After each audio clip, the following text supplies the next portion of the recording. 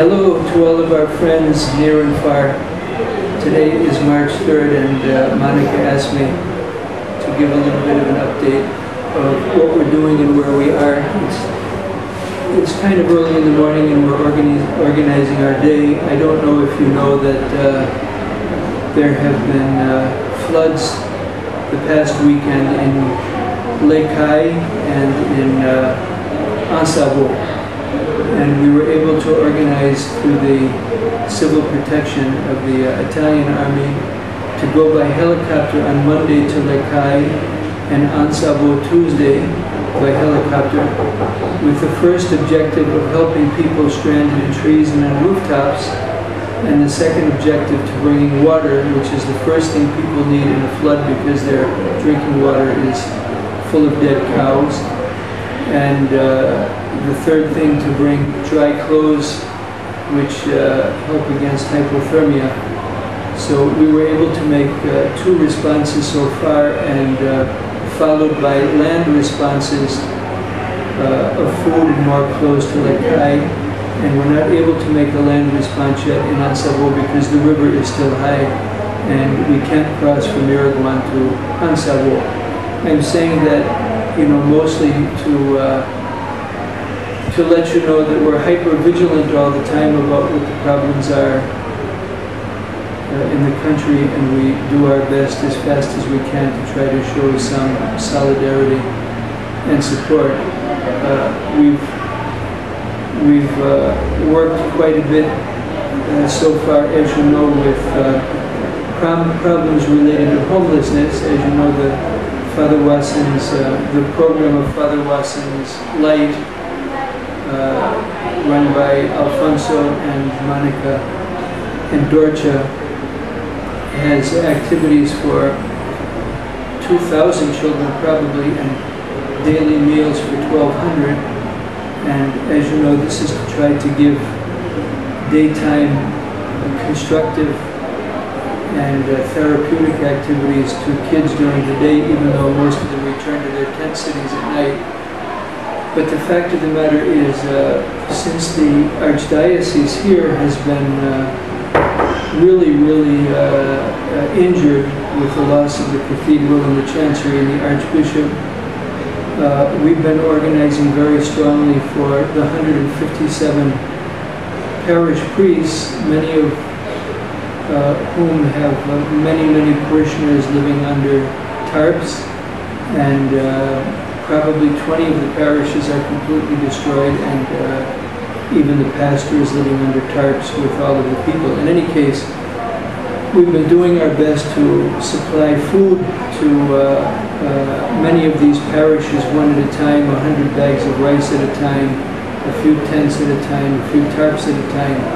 But our, what's the word for it? I guess our access to people that are homeless and in distress is a very structural one, and it's a very easy one to track, and the need is evident without any kind of analysis.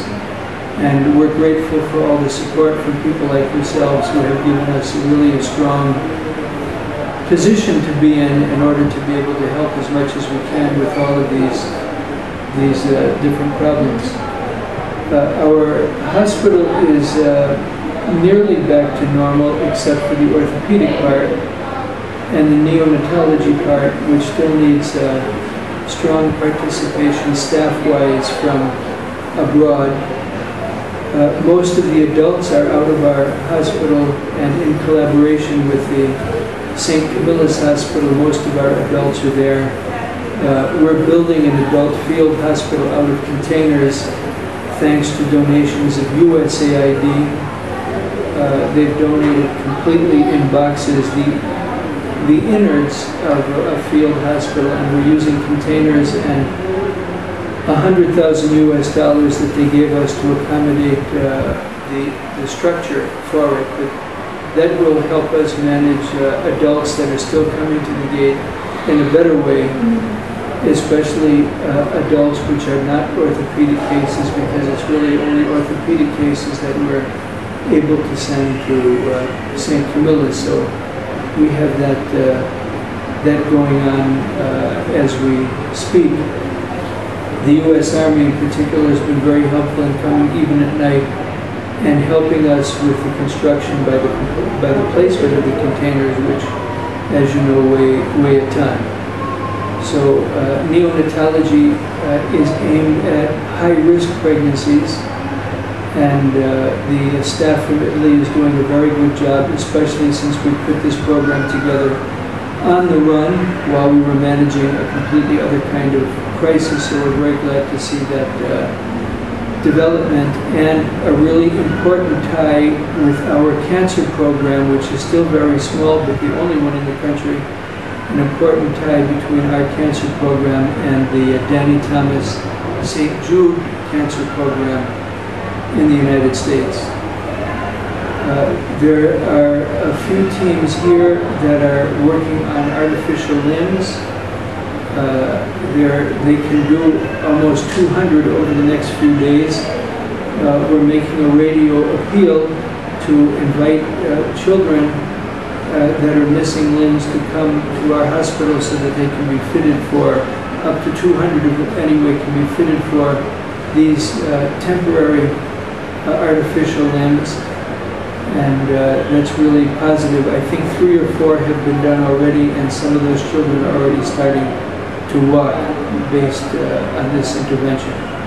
So we're really glad for the way that the St. Germain program for rehabilitation has been one of the main players in dialogue in the country with 40 organizations that are all trying to do the same thing. So the St. Germain program has been a centerpiece for that dialogue and this very practical help that I just mentioned. Our social problems are huge. The huge trucks and equipment that are digging through the rubble in Port-au-Prince, of course, are uncovering bodies that are 6 or 7 weeks dead. And in particular, when that's done at schools, and especially at convent schools, the sisters are really, really amazing. They don't want those kids' remains just dumped with mortar and block someplace, and the sisters have teams to recuperate the bodies and separate them out of the rubble so that the rubble gets carried away on its own, and the sisters bring the bodies here and ask us to bury them. So every morning at Mass for the last 2 weeks, we have 6, 7, 8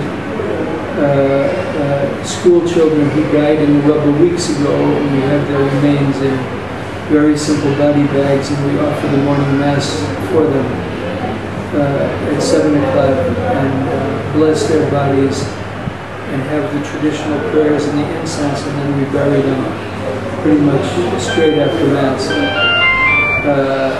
Aside from that, we're doing distributions of food everywhere through the program of Light in tent camps and through the St. Luke programs all over the city, and where the bishops are indicating to us that there is great need. As you remember, Dr. Gautier's husband Muriel was killed when he was doing a first survey of a school that was going to be made larger. That school is in Rivière Froide in Carrefour, and those sisters there are cut off both because of the roads, which are bad, and because of criminals which are lining the roads, and they themselves have nothing. Everything is in shambles. And we've been able to make 2 runs with 100 sacks of rice at a time out to those sisters. The one we did last was on Saturday afternoon, 4 days ago, and battling our way through all these gangs and delivering the rice to these sisters who are gray-haired old sisters, each living in a very small pup tent, which is laid on what's left of their property. All around, everything is in crumbles, and their own school children still rotting underneath the rubble, and still these sisters so desirous to help the population.